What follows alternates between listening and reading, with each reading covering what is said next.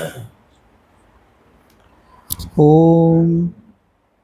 श्रुतिस्मृतिपुराणानाम् आलयं करुणालयं नमामि भगवत्पाद शङ्करं लोकशङ्करं शङ्करं शङ्कराचार्यं केशवं बादरायणं सूत्रभाष्यकृतौ वन्दे भगवन्तौ पुनः पुनः। ईश्वरो गुरुरात्मेदि मूर्तिभेदविभागिने व्योमवद्व्याप्तदेहाय दक्षिणामूर्तये नमः। सहनाववतु सहनौ भुनक्तु सह वीर्यं करवावहै तेजस्विनावधीतमस्तु मा विद्विषावहैः। ॐ शान्ति शान्ति शान्तिः।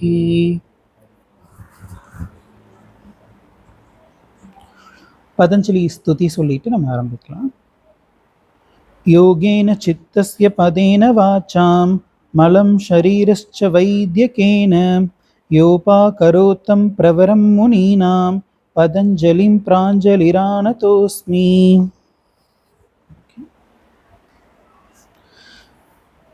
பதஞ்சலி முனிவர் அருளிய பதஞ்சலி யோக சூத்திரம் நம்ம பார்த்துட்டு இருக்கோம். இது 4 பாதங்களை கொண்ட ஒரு நூல். அதில் முதல் பாதம் நம்ம நிறைவு செஞ்சிட்டோம். இப்போ 2வது பாதத்தினுடைய முதல் சூத்திரத்தில் நம்ம இருக்கோம். இந்த முதல் சூத்திரம் தபஹ, சொல்லுங்க, தபஹ ஸ்வாத்யாயஹ ஈஸ்வர பிரணிதானானி கிரியாயோகஹ. புரிஞ்சதா? தபஹ ஸ்வாத்யாயஹ ஈஸ்வர பிரணிதானானி, இந்த 3 விஷயங்கள். இதுக்கு பேர் கிரியாயோகம் அப்படின்னு சொல்லி சொல்றார். இப்போ 3 விஷயங்கள் சொல்றார். கிரியாயோகம் அப்படின்னு சொல்றார். அதாவது இதுக்கு முன்னாடி முதல் அத்தியாயத்துல முதல் பாதத்துல அபியாச வைராகியம் அப்படின்னு சொல்லி 2 உபாயங்கள் சொன்னார். எதுக்கு அப்படின்னா மனதை ஒழுங்குபடுத்துவதற்கு. அப்ப அந்த 2 உபாயம் என்னால ஃபாலோ பண்ண முடியல அப்படிங்கிற பட்சத்துல இந்த 3 விஷயங்கள் ஃபாலோ பண்ணு, கிரியாயோகம் செய் அப்படின்னு சொல்லி சொல்றார். கிரியாயோகம்னா இந்த 3 விஷயங்கள், தபஹ ஸ்வாத்யாயஹ ஈஸ்வர பிரணிதானானி, இந்த 3 விஷயங்கள் தான் கிரியாயோகம். இந்த 3ஐயும் நீ செய், இது பண்ண முடியலன்னா நீ இதை பண்ணு அப்படின்னு சொல்லி சொல்றார். இப்போ ஒரு குழந்தை நம்ம கிட்ட நான் ஐஏஎஸ் ஆகணும் அப்படின்னு சொல்லுது. நம்ம ஐஏஎஸ் ஆகணும்னா என்ன, யூபிஎஸ்சி எக்ஸாம் எழுதணும். இப்போ யூபிஎஸ்சி எக்ஸாம் எழுதணும்னா என்ன குவாலிஃபிகேஷன், ஒரு யூஜி டிகிரி முடிச்சிருக்கணும். அந்த குழந்தைக்கு 3 வயசு ஆகுதுன்னு வச்சுக்கலாம். ஃபஸ்ட்டு எல்கேஜி போகணும். அப்போது நம்ம அந்த லெவலில் இருந்துட்டு நம்ம வைராகியம் அபியாசம் எல்லாம் ப்ராக்டிஸ் பண்ணும்போது நமக்கு அது வரல அப்படின்னா அந்த மாதிரி சுச்சுவேஷனில் நீ எல்கேஜி படி அப்படின்னு சொல்லி சொல்கிறார். அந்த எல்கேஜி தான் தபஹ ஸ்வாத்யாயஹ ஈஸ்வர பிரணிதானானி. எல்கேஜிங்கிறதுனால அது ஏதோ சாதாரணமாக நினச்சிக்க கூடாது, பயங்கரமான எல்கேஜி இது. இதுவே நமக்கு கொஞ்சம் கஷ்டம்தான். கஷ்டம்னா இந்த கஷ்டம்னு சொல்லி சொல்கிறதெல்லாம் ஏதோ நம்மளால் ஒன்றுமே பண்ண முடியாதோ அப்படிங்கிறதுக்கு, அந்த மாதிரி பயமுறுத்துறதுக்கு கிடையாது. இப்போ திடீர்னு ஒருத்தங்க உன்னால் முடியவே முடியாது பார் அப்படின்னு சொல்லி நம்ம கிட்ட சொல்கிறாங்கன்னா இதுக்காகவே நான் செஞ்சு காட்டுறேன் பார். இந்த ரஜினி அண்ணாமலை படத்தில் அசோக் இன்னைக்கு டேட் நீ குறித்து வச்சுக்கோ, இதே நாள் இத்தனை வருஷம் கழித்து நான் உன்ன மாதிரி பணக்காரன் ஆகி காட்டுறேன் அப்படின்னு சொல்லுவாங்க இல்லையா. அந்த மாதிரி நமக்கு ஒரு வெறி வரணும். அதுக்காக வேண்டிதான் இந்த மாதிரி சேட்டையெல்லாம் பண்ணுறது இவங்க. சரியா? அப்போ இந்த பயங்கரமான எல்கேஜி அதுக்குள்ளே நம்ம இப்போ அட்மிஷன் போட்டு உள்ளே போகிறோம். சரியா? சரி, இப்போ கிரியாயோகம், இந்த 3 விஷயங்கள் கிரியாயோகம்னு சொல்லி சொன்னாரா. கிரியா அப்படின்னா என்ன? செயல். செயலுக்கு இன்னொரு பேர் இருக்கு, என்னது? கர்மம். அப்ப கிரியாயோகம்ங்கிறது என்ன சொல்லலாம்? கர்மயோகம். நம்ம ஏற்கனவே பார்த்தோம், பகவான் இந்த கர்மயோகம்ங்கிற பேரை ஃபேமஸ் ஆக்கி விட்டார். கிரியாயோகம்ங்கிறது முன்னாடி இருந்ததோ என்னமோ. கிரியாயோகம்னா நம்ம ஏதோ அது ஒரு யோக பயிற்சி, அது பெருசா இருக்கும் என்னென்னமோ நினைச்சிட்டு இருக்கோம். கர்மயோகம் தான் பதஞ்சலியோடைய பாஷை இப்படி பார்த்தோம் அப்படின்னா நம்ம வேதாந்தத்துல சொல்லக்கூடிய கர்மயோகம் தான் ஒரு கிரியாயோகம் சொல்றார். இதுக்கப்புறம் இதை வச்சு பின்னாடி பிற்காலங்களில் நிறைய சேட்டை செஞ்சிருப்பாங்க. கண்டிப்பா அதுல ஏதாவது மாற்றங்கள் கொண்டு இதுதான் கிரியாயோகம் பயமுறுத்தி இருப்பாங்க. அதுக்குள்ளெல்லாம் நம்ம போகவே இல்லை. பதஞ்சலி நமக்கு என்ன சொல்றாரோ அதை நம்ம அப்படியே பார்க்குறோம். சரி, யோகம் அப்படிங்கிற அந்த வார்த்தைக்கு நம்ம ஏற்கனவே ஃபர்ஸ்டா முதல் பாதத்துல என்ன அர்த்தம் பார்த்தோம்? யோக சித்தவிருத்தி நிரோதக அப்படின்னு பார்த்தோம். யோகம் என்பது சித்தவிருத்திகளை, மனதில் தோன்றக்கூடிய எண்ணங்களை ஒழுங்குபடுத்துவதாகும் அப்படின்னு சொல்லி பார்த்தோம். அப்ப இந்த இடத்துல வந்து அதுதான் அர்த்தமா அப்படின்னா, இந்த யோகம்ங்கிற வார்த்தைக்கு நிறைய அர்த்தங்கள் உண்டு. அதுல ஒரு அர்த்தம் என்னன்னா பாதை அப்படிங்கிற அர்த்தம். அப்போ இங்க வந்து பாதைங்கிற அர்த்தத்தை தான் நம்ம எடுத்துக்கிறோம். எதை பாதையாக நம்ம எடுத்துக்கிறோம்? கர்மத்தை பாதையாக எடுத்துக்கொள்கிறோம். கர்மத்தை சாதனமாக எடுத்துக்கொள்கிறோம். கிரியாவை சாதனமாக எடுத்துக்கொள்கிறோம். அதுதான் கிரியா யோகம்.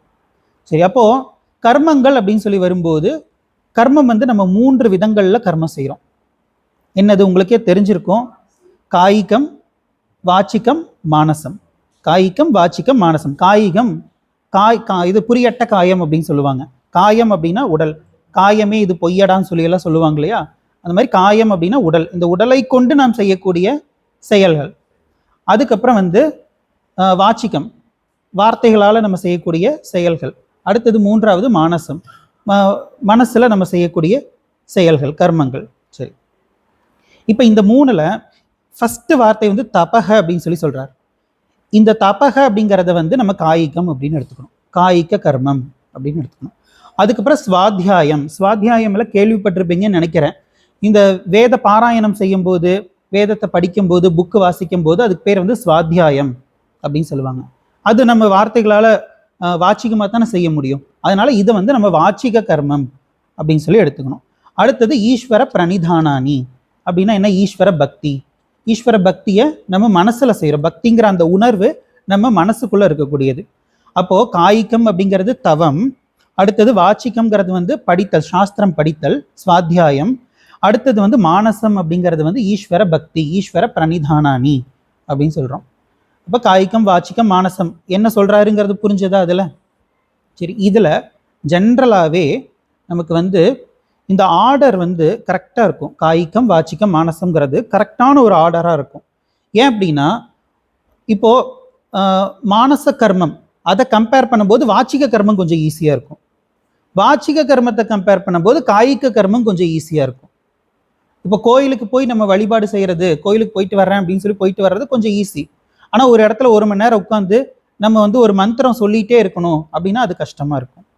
அதுவே மனசுக்குள்ள அந்த அர்த்தத்தை மட்டும் சிந்திக்கணும், வேற எந்த சிந்தனையும் வரக்கூடாது அப்படின்னா அது அதை விட கஷ்டம். அதனால இந்த ஆர்டர் வந்து நம்ம வந்து பொதுவாக சொல்கிறோம். பதஞ்சலியும் இதே அர்த்தத்தில் வந்து இந்த 3 விஷயங்களையும் சொல்கிறார். தபம், அப்புறம் ஸ்வாத்தியாயம், ஈஸ்வர பிரணிதானானி. இப்போ தவம் அப்படி இந்த ஒரு சூத்திரம் வந்து, இந்த ஒரு சூத்திரத்தை தான் அடுத்தடுத்த சூத்திரங்களில் வந்து விளக்கமாக சொல்ல போகிறார். அதனால இது வந்து மிக முக்கியமான சூத்திரம். அது போக நம்ம ஏற்கனவே பார்த்துருக்கோம். இந்த பதஞ்சலி யோக சூத்திரத்திற்கே அச்சாணியாக விளங்கக்கூடிய அஷ்டாங்க யோகம்ங்கிறது இந்த 2வது பாதத்துல தான் வருது. அப்ப அதுக்கு வந்து இது வந்து ஒரு அடிப்படை சூத்திரமாக இருக்கு. ஏன்னா இதைத்தான் விளக்க போறார் அப்படின்னா இது வந்து ஒரு முக்கியமான சூத்திரம். சரி, அப்ப இந்த தவம் அப்படிங்கிறதுக்குள்ள என்னென்னலாம் வருது, நம்ம என்னென்னலாம் வந்து காய்க கர்மமா என்னென்னலாம் செய்யணும் அப்படிங்கிறத பார்க்கலாம். ஃபர்ஸ்ட் வந்து காய்க கர்மம், இந்த தவம்ங்கிறதுக்குள்ள ஃபர்ஸ்டா நம்ம பார்க்கக்கூடியது என்ன அப்படின்னா ஆலசிய நிவர்த்தி. ஆலசியம் அப்படின்னா சோம்பல் அப்படின்னு அர்த்தம். சோம்பல்ங்கிறது வந்து நமக்கு எப்போ வரும்? நம்ம வந்து ஆல்ரெடி வந்து இந்த முக்குணங்கள் பற்றியெல்லாம் படிச்சிருப்போம். என்னது? சத்துவம், ராஜசம், தாமசம், இப்படி முக்குணங்கள் நம்ம படிச்சிருக்கோம். சத்துவம்ங்கிறது என்னது? அறிவு.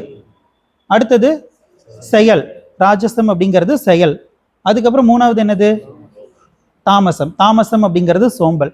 நம்ம சோம்பல் அப்படிங்கிறோம். அந்த தாமச குணம்ங்கிறது வந்து ஓய்வு, இந்த மாதிரி எல்லாம் சொல்றோம். இது தேவைதான் நமக்கு. ஆனா எப்ப வந்து சத்துவ குணம் தேவைப்படுதோ அந்த சமயத்துல சோம்பல் நமக்கு இருக்கக்கூடாது. அதே மாதிரி செயல்பட வேண்டிய நேரத்துல, கார் ஓட்டிட்டு இருக்கும்போது சோம்பல் வந்துச்சுன்னா என்ன ஆகுறது? படிக்க வேண்டிய நேரத்துல, ஏற்கனவே இது வந்து நமக்கு ரொம்ப இருக்கும். படிக்க வேண்டிய நேரத்துல வந்து நமக்கு இந்த சோம்பல்ங்கிறது வந்துடும். படிக்கணும்னு பிளான் பண்ணியிருப்போம், முடியவே முடியாது. இப்போ நமக்கெல்லாம் வந்து இந்த மத்தியான நேரம் தான் வந்து இந்த என்ன சொல்றது, இந்த நித்ரா அவஸ்தை, சுஷுப்தி அவஸ்தைங்கிறது நைட்டை விட மத்தியான நேரம் சூப்பராக இருக்கும். கொஞ்ச நேரத்துக்கு முன்னாடி கூட அனுபவிச்சுட்டு வந்திருப்பீங்க. அப்போ இந்த மாதிரி இந்த சோம்பல்ங்கிறது வந்து எப்போ வரும் அப்படின்னு பார்த்தா நிறைய சாப்பிட்டா வரும். ஜென்ரலாக சும்மா ரெஸ்ட் எடுக்கிறதுங்கிறது வேற, நான் சும்மா ஒரு பேச்சுக்கு சொன்னேன். நம்ம அதிகமாக சாப்பிட்டோம் அப்படின்னா உடம்பு வந்து அதுக்கு தகுந்த மாதிரி உள்ள வந்து வேலை செய்யணும். இப்போ வேலை செய்யும் போது ஆட்டோமேட்டிக்காக டயர்ட் ஆகும் இல்லையா? அப்போ அதனால நமக்கு ஏற்படக்கூடியது தான் சோம்பல்.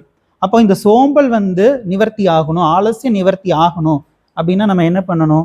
ஃபர்ஸ்ட் ஆகாரத்திலேருந்து ஆரம்பிக்கணும். இதைத்தான் நம்ம போன கிளாஸ்லேயே பார்த்தோம். நாவடக்கம், சாப்பாட்லேயும் சரி பேசுறதுலையும் சரி. நாவடங்கினால் நாளும் அடங்கும் அப்படின்னு சொல்லுவாங்க இல்லையா. ஃபஸ்ட்டு சாப்பாட்டுல இருந்து ஆரம்பிக்கணும். அப்போ சாப்பாடு வந்து நம்ம அதிகமா நிறைய சாப்பிட்டாலுமே கஷ்டம். ஒண்ணுமே சாப்பிடாம இருக்கிறது சாரி, அதிகமா சாப்பிட்டா நமக்கு கஷ்டம். அதிகமா சாப்பிட்றது கஷ்டம் கிடையாது, அது ஈஸி, நிறைய சூப்பரா சாப்பிடுவோம். அதிகமா சாப்பிட்டா அதுக்கப்புறம் நமக்கு கஷ்டம். சரியா? ஆமா ஆமா, அதுக்கு வந்து உண்மையிலேயே வாய் இருந்துச்சு அப்படின்னா கெட்ட கெட்ட வார்த்தையில திட்டும். உனக்கு கொஞ்சம் கூட விவஸ்தையா இல்லையா, என்னென்ன வார்த்தைகள் இருக்கோ உலகத்துல அத்தனை வார்த்தைகளையும் போட்டுரும். சமஸ்கிருதத்துல கெட்ட வார்த்தையே இல்லைன்னு சொல்லுவாங்க, அது உருவாக்கிரும். இந்த சாட் ஜிபிடி எல்லாம் என்ன பண்ணுது அப்படின்னா அது இஷ்டத்துக்கு ஸ்லோகத்தை உருவாக்குது. நான் வந்து ஒரு டெக்ஸ்ட், இந்த டெக்ஸ்டோடைய ஸ்லோகம் எனக்கு கொடு அப்படின்னு சொல்லி கேட்குறேன். நிறைய ஸ்லோகம் அது ரெடி பண்ணி கொடுக்குது. நானும் பரவாயில்லையே ஒரு புக்கே ரெடி பண்ணி கொடுத்துருச்சே அப்படின்னு சொல்லி அதை வாசிச்சு பார்க்குறேன். ஒரிஜினல் டெக்ஸ்ட்டில் வேற மாதிரி இருக்கு, இதில் வேற மாதிரி இருக்கு. இப்போ இதுவா புதுசாக கிரியேட் பண்ணி ஏதோ ஒரு அப்புறம் எனக்கு தோணுச்சு இதுவே ஒரு ரிஷியா இருக்குதே பரவாயில்லையே அப்படின்னு தோணுச்சு எனக்கு. அந்த மாதிரி இது வந்து மந்திரத்தை உருவாக்கிச்சு இந்த சாட் ஜிபிடி. நம்ம வயிற்றுக்கு இஷ்டப்படி போட்டுட்டு இருந்தோம்னா அது வந்து கெட்ட வார்த்தைகளை உருவாக்கிரும், திட்டி விட்டுரும் நமக்கு. சரி, அப்போ நிறைய சாப்பிட்டா நமக்கு கஷ்டம், ஆனால் சாப்பிட்றது ஈஸி. அதே மாதிரி சாப்பிடாம இருக்கிறது ரொம்ப ஈஸி, அளவா சாப்பிட்றதுங்கிறது கஷ்டம்.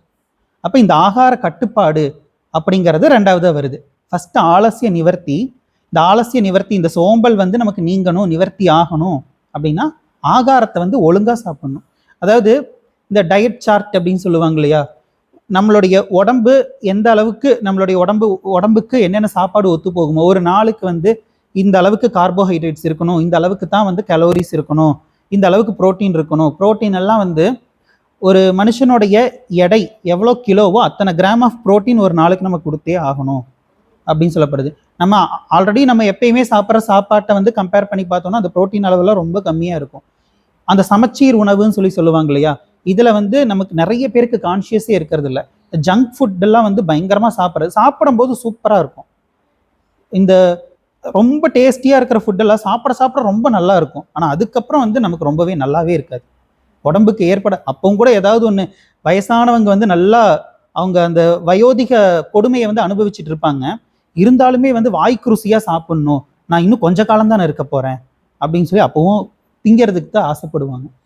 ஸோ எந்த வயசானாலுமே இந்த வாய் கட்டுப்பாடுங்கிறது வந்து அடங்கவே அடங்காது. அதனால இதில் நம்ம ரொம்ப கவனமாக இருக்கணும். ஏன்னா இதெல்லாம் கேட்கும்போது நமக்கு என்ன தோணும்னா, இதெல்லாம் என்ன சாதாரண விஷயம், எனக்கு தெரிஞ்சது தானே, இவர் என்ன புதுசாக போய் சொல்லிட்டு இருக்காரு அப்படின்னு நமக்கு தோணும். ஆனால் இது ஆரம்பிக்கிறது அவ்வளோ சாதாரணம் கிடையாது. எத்தனை தடவை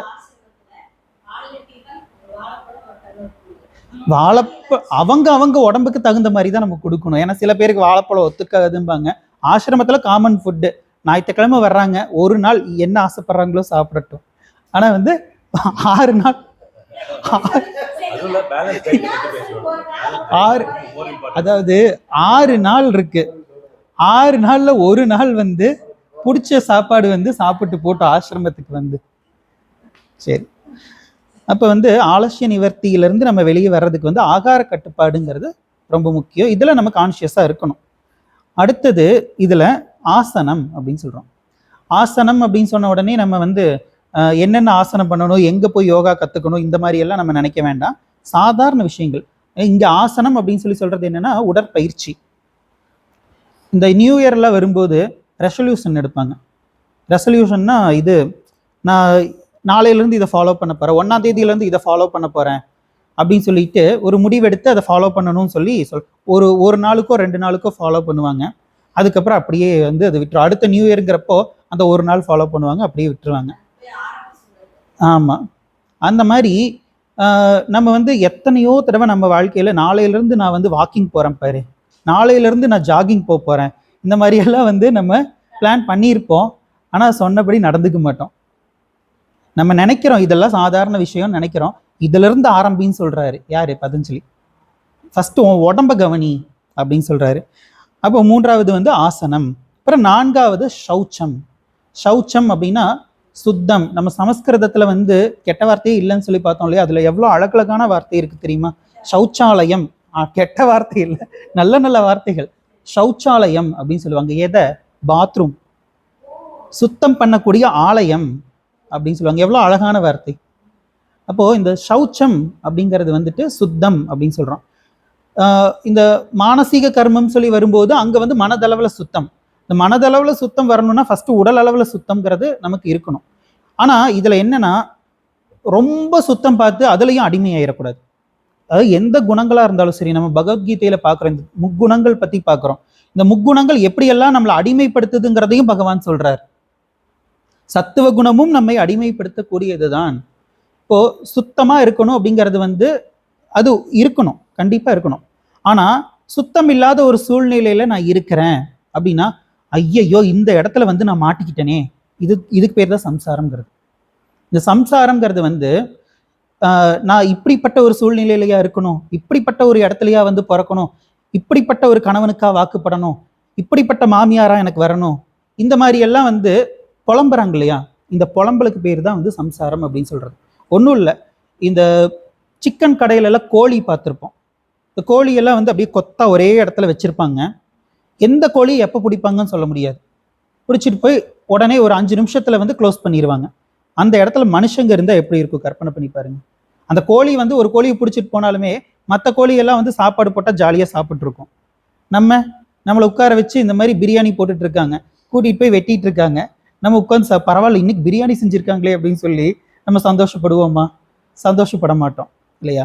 அடுத்து யாரை கூட்டிகிட்டு போவாங்களோன்னு சொல்லிட்டு அந்த பயத்திலேயே செத்துருவோம். அங்கே போய் அவங்க கொள்றாங்களோ இல்லையோ, அடுத்தது நம்மளை கொண்டு போயிடுவாங்களோ அப்படிங்கிற அந்த பயத்திலேயே செத்துருவோம். இதுதான் சம்சாரம். அந்த கோழிக்கு சம்சாரம் இருக்கா? நம்ம இந்த கோழி மாதிரி தான் வாழணும். நமக்கும் இதே தானே, எப்போ என்ன ஆகும்னு சொல்ல முடியுமா? எப்போ வேணாலும் நமக்கு டிக்கெட் ரெடியாக இருக்கும். அப்போது என்ன வேணால் நடக்கலாம். ஒரு உத்தரவாதம் இல்லாத வாழ்க்கை. ஒருத்தங்க இப்படிதான் பிறந்த நாள் அன்னைக்கு ஏதாச்சும் ஒரு வாழ்த்து சொல்ல அப்படின்னு சொல்றது, அப்படி கேட்டதுக்கு அடுத்த நிமிடம் நிச்சயம் இல்லாத வாழ்க்கை அப்படின்னு சொல்லி வாழ்த்து சொல்றாங்க. ஆனால் இது ஒரு ஃபேக்ட் தான்.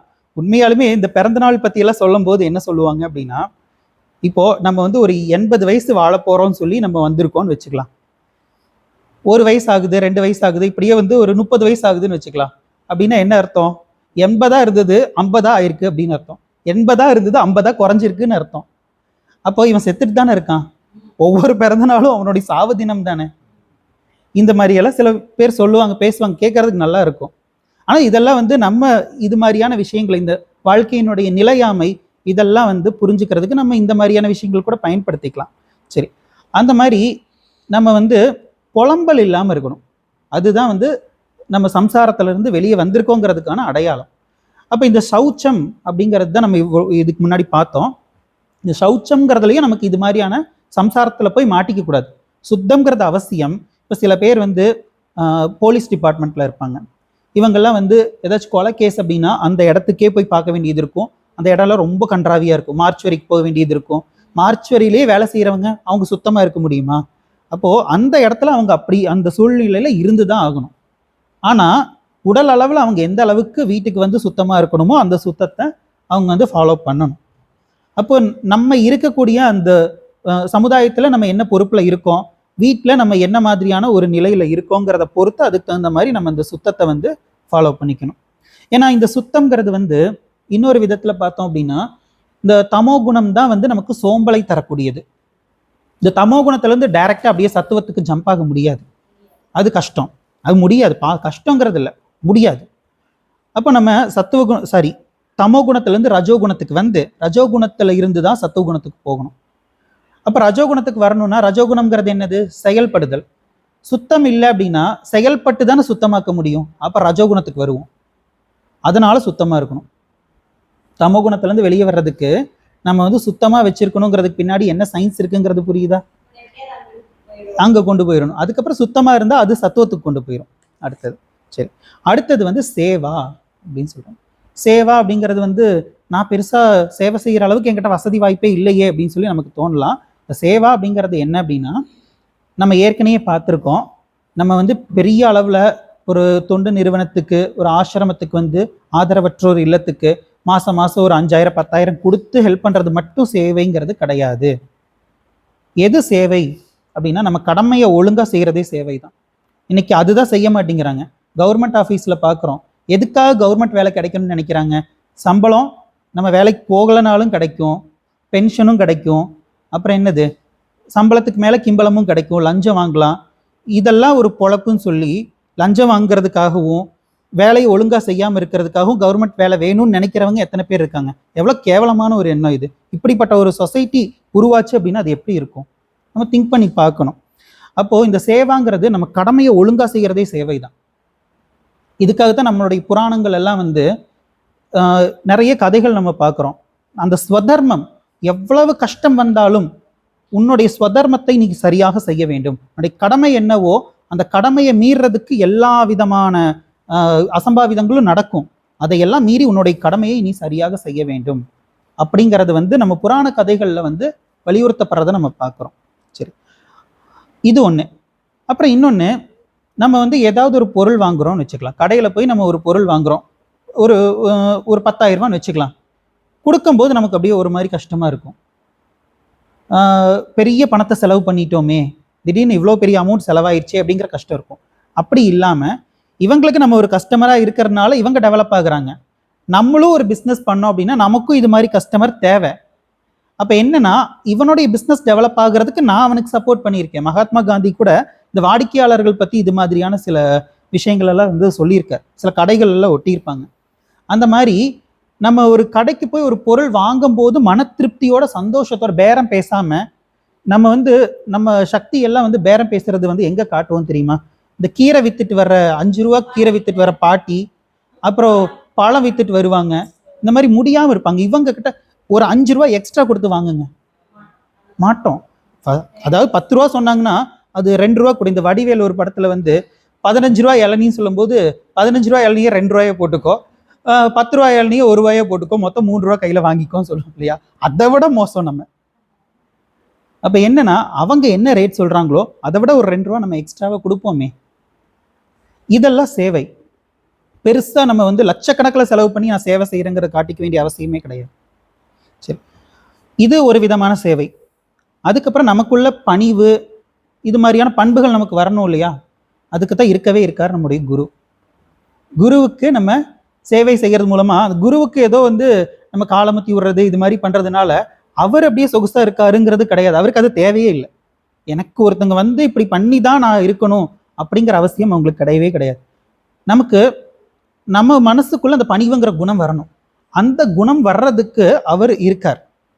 அப்ப அந்த வாய்ப்பை நம்ம பயன்படுத்திக்கணும். நம்ம ஆசிரமத்தில் நிறைய பேர் இந்த மாதிரி வாய்ப்பை பயன்படுத்தி நான் பார்த்துருக்கேன். அது வரைக்கும் எனக்கு ரொம்ப சந்தோஷமா இருக்கு.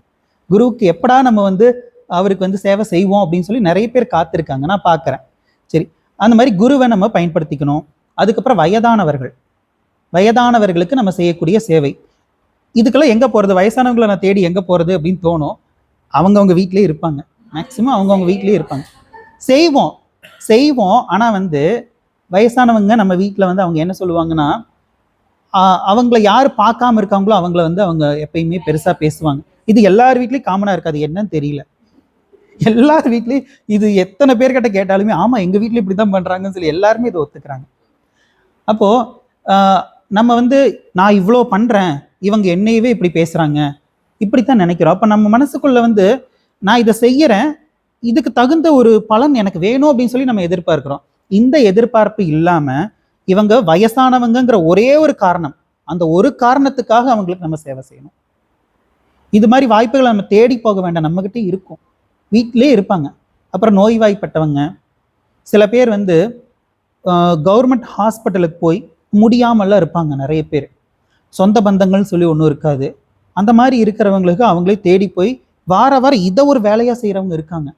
இந்த மாதிரி நிறைய பேர் நம்ம சில மனிதர்கள்ல பார்க்கும்போது ஆச்சரியமா இருக்கும். இப்படிப்பட்ட சேவை உள்ளம் படைத்த மனிதர்களும் இந்த உலகத்துல இருக்காங்களா? அதே சமயம் வந்து கொடூரமான மக்களும் இருப்பாங்க. அதான் ஒரு சுவாமிஜி சொல்லுவார். அவர்கிட்ட வந்து சொல்றாங்களாமா, சுவாமிஜி நான் வந்து ரொம்ப மோசமான மனுஷங்களை எல்லாம் பார்க்குறேன் சுவாமிஜி, இப்படியும் மனுஷங்க இருப்பாங்களா அப்படின்னு சொல்லி அவர்கிட்ட வந்து கேட்குறாங்க. அவர் சொன்னாராம்மா, நீ தான் பார்த்துட்டியே இருக்காங்கிறது உனக்கே தெரியுது, அப்புறம் எதுக்கு என்கிட்ட வந்து கேட்குற? ஜகத்துல எல்லாமே இருக்கும், நல்லதும் இருக்கும் கெட்டதும் இருக்கும், எல்லாமே இருக்கும். அந்த மாதிரி இந்த மாதிரி சேவை செய்கிறவங்க நிறைய பேர் இருக்கத்தான் செய்கிறாங்க.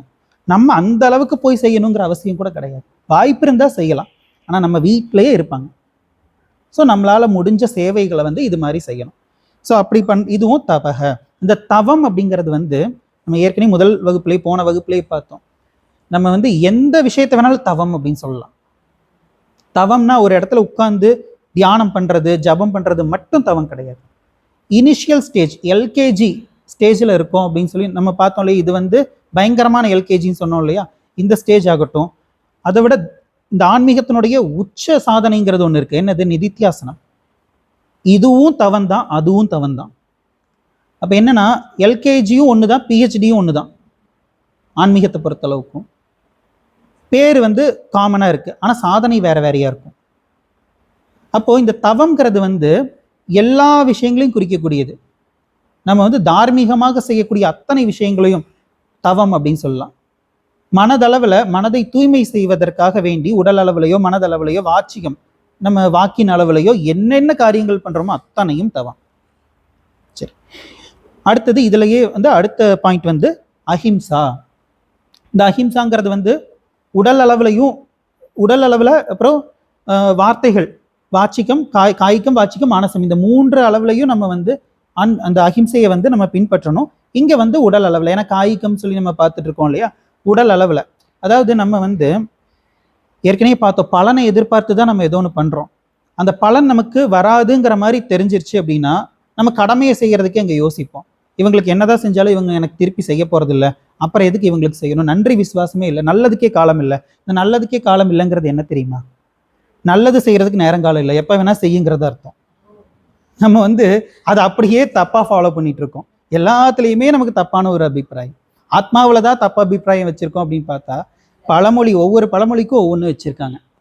அப்போ என்னன்னா, சாதாரணமாக இந்த மாதிரி பலனை எதிர்பார்த்து தான் நம்ம வந்து சேவை இல்லை, நம்ம கடமையவே செய்கிறோம், பலனை எதிர்பார்த்து தான் செய்கிறோம். இப்படி செய்யறதுக்கும் ஒரு மோசமான மனுஷருக்கு, ஒரு மகான், 2000 வருஷத்துக்கு முன்னாடி வாழ்ந்த ஒரு மகான், அவருடைய போதனைகளில் ஒரு அழகான போதனை ஒன்று வருது. என்ன சொல்றாரு அப்படின்னா, நீ வந்து உன்னை நேசிக்கிறவங்க, உன்னை விரும்புறவங்க, அவங்க மேலேயே நீ அன்பு செலுத்துறதுனால அதுல என்ன பிரயோஜனம் இருக்கு? கெட்டவங்களும் அதானே பண்றாங்க. ராட்சசர்கள், அரக்கர்கள், உலகத்திலேயே நம்ம இந்த உலகத்திலேயே பார்க்குறோம், அசுரத்தனமான குணங்களுடன் கூடிய, ஆசுரி சம்பத்துடன் கூடிய ஜனங்களை நம்ம இந்த உலகத்திலேயே பார்க்குறோம் இல்லையா. இந்த கொள்ளையர்கள் கேங் இருப்பாங்க. இந்த கேங் எல்லாம் வந்து எல்லார்கிட்டையும் திருடுவாங்க. ஆனா அவங்க குரூப்ல வந்து என்கிட்ட மட்டும் நீ திருடுனா உன் வேலை என்கிட்ட காட்டாத, இப்படியெல்லாம் அவங்களுக்குள்ள சொல்லுவாங்க இல்லையா. அப்போ அவங்க வந்து அவங்களுக்குள்ள நேர்மையை எதிர்பார்க்கிறாங்களா இல்லையா? எதிர்பார்க்கிறாங்க. அப்போ அவங்களும் என்ன, அவங்களுக்கு யார் நல்லது செய்யறாங்களோ அவங்க மேல அன்பு வைக்கிறாங்க. அப்போ உண்மையான அன்புங்கிறது என்ன? தீமைக்கும் நன்மை செய்யும் சொல்லுவாங்க இல்லையா. யார் நமக்கு கெடுதல் நினைக்கிறாங்களோ அவங்க மேல அன்பு வைக்கிறது தானே அன்பு. நம்ம மேல அன்பு வைக்கிறவங்க மேலேயே நான் அன்பு வச்சேன்னா அது அன்பே கிடையாது, அது இயற்கையா வரக்கூடிய உணர்வு. யார் நமக்கு கெட்டது நினைக்கிறாங்களோ அவங்க நல்லா இருக்கணும்னு நினைக்கிறது தான் உண்மையான அன்பு. இப்படி ஒரு மகான் போதிச்சார் 2000 வருஷத்துக்கு முன்னாடி. சரி, அடுத்து ஒர்க் அவுட் ஆகும் ஆகும். என்னை தவிர வேற எதுவும் இல்லைங்கிறப்போ எப்படி இது ஒர்க் அவுட் ஆகாம இருக்கும்? எல்லாவற்றிலும் என்னை பார்க்கும்போது இது அத்வைத ஞானம் இருந்தா மட்டும்தான் இது பாசிபிள். துவைத ஞானம், நம்ம ஏற்கனவே ஒரு விஷயம் பார்த்தோம் ரொம்ப நாளுக்கு முன்னாடி, என்னது? அத்வைதம் சரி, மற்ற அனைத்து தத்துவங்களும் தவறுங்கிறதுக்கு வந்து ஒரே ஒரு எக்ஸாம்பிள் நம்ம சொல்லலாம். உன்னுடைய தத்துவமானது என் மனதில் இருக்கக்கூடிய ராக துவேஷத்தை நீக்கவில்லை. அப்படி இருக்கும்போது இதை வச்சே நம்ம சொல்லிடலாம் உன்னுடைய தத்துவம் தவறு. நம்முடைய தத்துவம், நம்ம வந்து எந்த மதமா இருந்தாலும் சரி, சர்வாபேக்ஷா நியாயம் அப்படின்னு சொல்றோம். என்ன அர்த்தம்? ஒருத்தன் வந்து ஒரு 80 வயசுல வந்து பக்குவம் அடைஞ்சிருக்கான் அப்படின்னா அந்த 80 வயசு வரைக்கும் அவன் அனுபவிச்ச அத்தனை அனுபவங்களும் அவனுக்கு வந்து ஒரு சாதனையாக இருந்துள்ளது அப்படின்னு சொல்லி சொல்றான். அவங்க கிட்ட ஒரு கெட்ட புத்தியே இருக்கட்டும், அந்த கெட்ட புத்தியிலிருந்து மீண்டு வரணுங்கிற அந்த எண்ணம் அது ஒரு சாதனையா இருந்ததில்லை. அவங்க எப்போ அதை அடையாளம் கண்டுபிடிச்சாங்களோ அப்பவே அது ஒரு சாதனை தானே, மறுபடியும் அதுல விழுக மாட்டாங்க. அப்போ எல்லா தத்துவங்களும் நமக்கு தேவைன்னு சொல்லி அரவணைக்கக்கூடிய ஒரே ஒரு தத்துவம் இந்த அத்வைத தத்துவம் மட்டும்தான். அப்போ இந்த அத்வைத தத்துவம் கரெக்டா நமக்கு சித்தி ஆகும்போது நமக்கு இது இயற்கையாவே இருக்கும். இது வந்து நம்ம வாழ்க்கையில வாழும் உதாரணங்களையே பார்க்கலாம். அத்வைத ஞானம் சித்தியான நம்முடைய ஆச்சாரியார்களை நம்ம பார்க்கலாம் எல்லார் மேலையும். ஆனா அவங்க செய்யற செயலை வச்சு நம்ம ஜட்ஜ் பண்ணக்கூடாது. அவங்க உள்ளம் எப்படிங்கிறது நமக்கு தெரியாது. மேலோட்டமா பார்த்தா எல்லாரையும் சில பேரை வந்து அன்பா ட்ரீட் பண்ற மாதிரி இருக்கும், சில பேரை வெறுக்கிற மாதிரி நமக்கு தெரியும், நம்ம ஜட்ஜ் பண்ணிக்கிறோம். அந்த மாதிரி அவங்களுக்குள்ள ராகத்வேஷம் துளி கூட இருக்காது. வாழும் உதாரணங்கள். நம்ம இன்னைக்கு எத்தனையோ ஆச்சாரியார்கள் இருக்காங்க. ஏதோ இன்றைய நம்ம இந்த காலத்தை கலிகாலம்னு சொல்லிட்டு இருக்கோம். கலிகாலம்னு சொல்றாங்க. ஆனா உண்மையிலேயே இந்த அவதார புருஷர்கள் எல்லாம் எப்ப வருவாங்க அப்படின்னு சொல்லும்போது தயானந்த சுவாமிஜி என்ன சொல்றாரு அப்படின்னா, நீ பகவத்கீதை படிக்கிறதுக்கு நீ இப்பவும் வந்துட்டு தான் இருக்க, உனக்கு எந்த தடையும் வரல. உனக்கு எப்போ நீ பகவத்கீதை படிச்சு இந்த ஆத்ம ஞானத்தை அடைகிறதுக்கு உனக்கு தடை நிக்குதோ அப்ப வருவார் அவதார புருஷர். இப்போ உனக்கு அந்த மாதிரி எந்த ஒரு சுச்சுவேஷனும் இல்லை. இன்னைக்கு கூட எத்தனையோ ஆச்சாரியார்கள் இருக்காங்க. தமிழ்ல நம்ம கிளாஸ் இருக்கக்கூடிய அத்வைத வேதாந்த ஆச்சாரியார்கள், நம்ம தயானந்த சுவாமிஜியோடைய பரம்பரையில வரக்கூடிய ஆச்சாரியார்கள், நூற்றுக்கணக்கான ஆச்சாரியார்கள், மேற்பட்ட ஆச்சாரியார்கள் நிறைய பேர் இன்னைக்கும் இருக்காங்க. சங்கரர் காலத்துல எப்படி இருந்துச்சு? ஒருத்தர் தான் இருந்தாரு, கோவிந்தபாதர். அவரை தேடி அவர் எங்க போனார்? நடந்து போனார். ஸோ அப்படிப்பட்ட ஒரு மோசமான காலத்துல நம்ம இல்லை. அப்போ நம்ம கண்ணு முன்னாடி லைவா நிறைய வாழும் உதாரணங்கள் இருக்காங்க. அவங்கள பார்த்து நம்ம தெரிஞ்சுக்கலாம் இது பாசிபிள்னு சொல்லி. தீமைக்கும் நன்மை செய்யுங்கிறத வாழ்ந்து காட்டுறாங்க இன்னைக்கு. சரி, அடுத்தது யாத்ரா. இந்த தபக அப்படிங்கிறதுல கடைசியா நம்ம பார்க்கறது யாத்ரா. இது வரைக்கும் என்னென்ன பார்த்தோம்னா ஆலசிய நிவர்த்தி ஃபர்ஸ்ட், அடுத்தது ஆகார கட்டுப்பாடு, அப்புறம் மூன்றாவது ஆசனம், நான்காவது சௌச்சம் சுத்தம், ஐந்தாவது சேவா, ஆறாவது அஹிம்சா, ஏழாவது யாத்ரா. யாத்திரை அப்படின்னா என்னது? புனித யாத்திரை போறது அப்படின்னு சொல்லுவாங்க இல்லையா? இது உடல் அளவில் தான் நம்ம பண்ண முடியும்.